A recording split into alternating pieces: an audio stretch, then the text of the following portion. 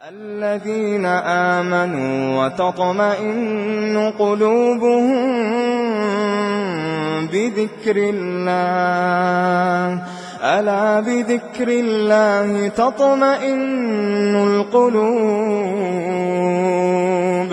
ألا بذكر الله تطمئن القلوب. ساری یہ توحید نہیں میں یار ذکر کرنے اور حصے کی توحید آتی. اسم ذات کی خوشبو نے یہ سارے پھول کھلا دیے. ذکر اللہ کی برکت سے یہ سارے پھول کھل گئے جو کل پبو کی زینت سے آج رب والے بن گئے. یہ ذکر اللہ کی برکات ہے. توحید کی مہک سے جو وجود رکھا ہے جو بھی پھول کھلا ہے دربار اصل میں. یعنی یہ نوجوان جو کل گلیوں کوچوں میں پھرنے والے تھے بابا صاحب کی نظر نے ان گلیوں سے اٹھا کر انہیں مصلی رسول پہ کھڑا کر دیا. آقا کے غلاموں میں شامل کر دیا. اس سے بڑا اور کوئی فقر نہیں ہے یار. اصل فقیری یہی ہے. ولی کا کمال یہی ہے کہ جو اس کے پاس وہ دوسروں پہ چڑھا دے.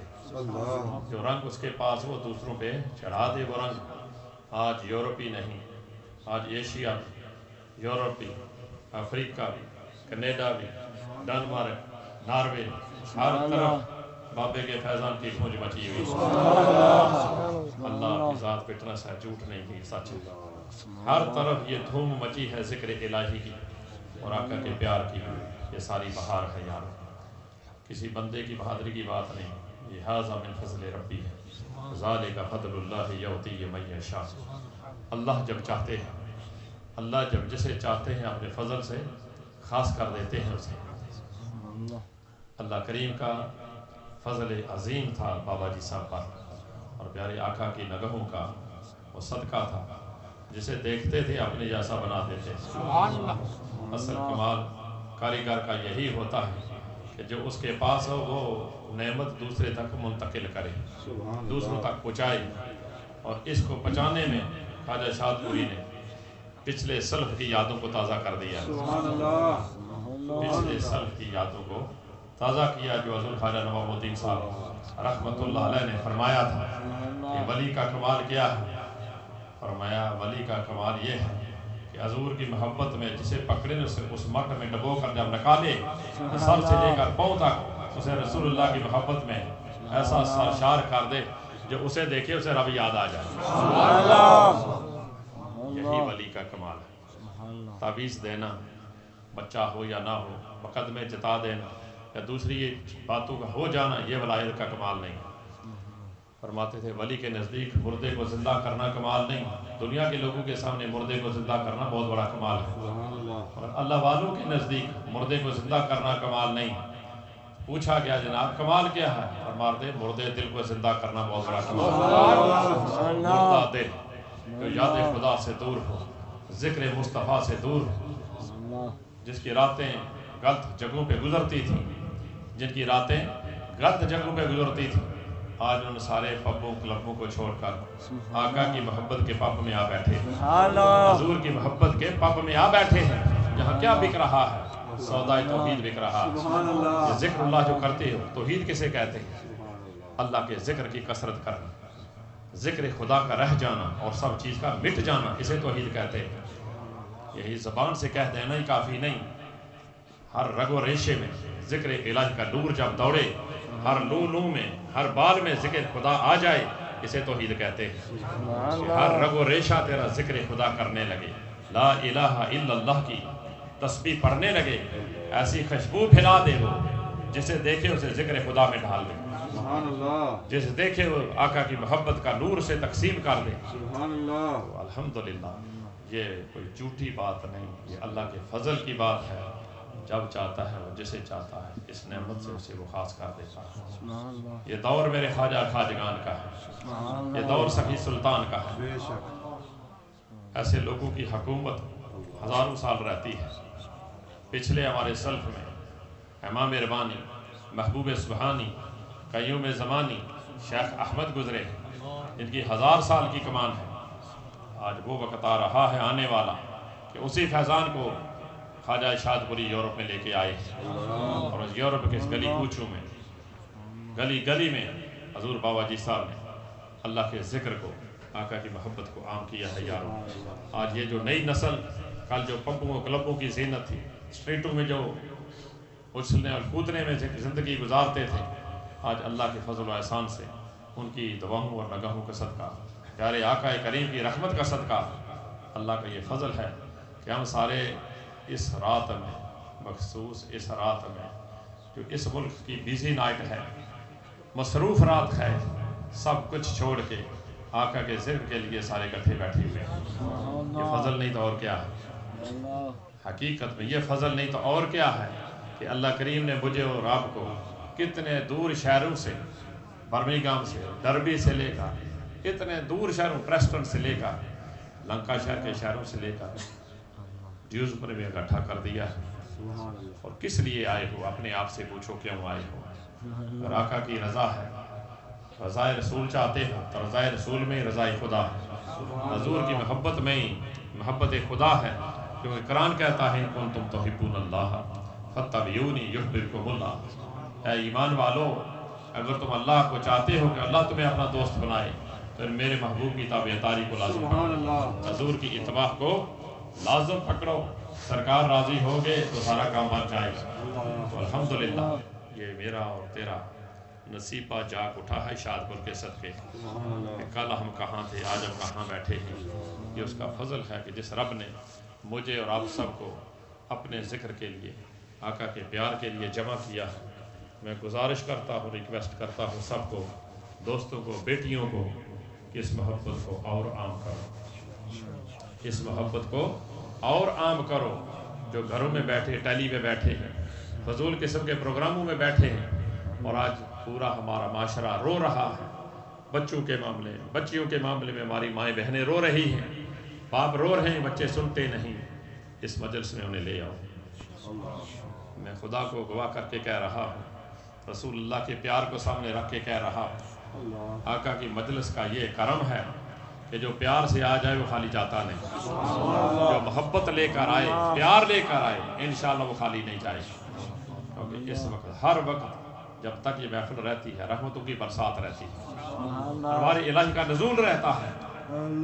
حدیثیں بہت ساری ہیں کہ جو لوگ اللہ کی رضا کے لیے ذکر اللہ کی آقا کی پیار کی مجلسیں سجا کر بیٹھتے ہیں وہاں فرشتوں کا نزول ہوتا ہے. فرشتے ان مجلسوں کو گھیر کر بیٹھتے ہیں جب تک وہ محفل رہتی ہے فرشتے اس مجلس کو گھیر کر رکھتے ہیں.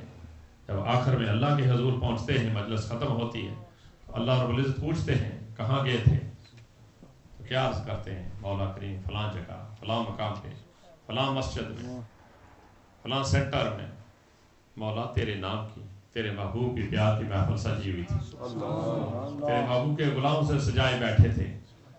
حدیث میں حدیث بیان کر رہا ہوں رسول اللہ صلی اللہ علیہ وسلم فرماتے ہیں اللہ رب العزت پوچھتے ہیں اے میرے فرشتوں وہ کیا چاہتے تھے فرشتوں وہ کیا مانگتے تھے. فرشتے عرض کرتے ہیں الہ العالمین وہ جنت کے خواہشمند تھے جنت کے خواہشمند تھے دوزخ سے پناہ مانگتے تھے. تو اللہ ارشاد فرماتے ہیں فرشتوں کیا انہوں نے جنت کو دیکھا ہے. عرض کرتے ہیں الہ العالمین تیری عزت کی قسم اگر وہ جنت کو دیکھ لیتے تو پھر اور تیرا ذکر کرتے تیرا اور شکر کرتے تیری اور حمد بیان کرتے. تو فرمایا جہنم سے پناہ مانگتے کیا انہیں جہنم دیکھی ہے.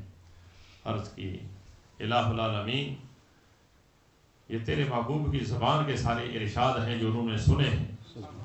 اے اللہ اگر وہ جہنم کو دیکھ لیتے تو پھر کیا کرتے. اللہ پوچھتے ہیں جہنم کو دیکھ لیتے تو کیا کرتے.